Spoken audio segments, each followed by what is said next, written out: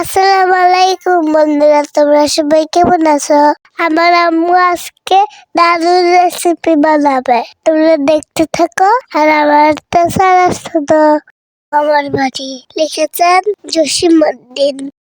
I ছেলেরা I মেয়েরা ফুল তুলিতে যাই, ফুলের মালা গলায় দিয়ে মামার বাড়ি যাই।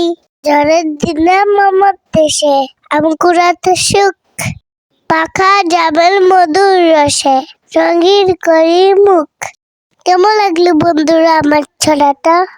আমি তো অনেক ছোট বেবি, তাই আমি অন্য কিছু কথা বলতে পারি না। আমি তো প্রথমে স্কুলে ভর্তি হয়েছি, স্কুলে ম্যাম সেটা শেখাই, আমি সেটাই তোমাদের শোনাই।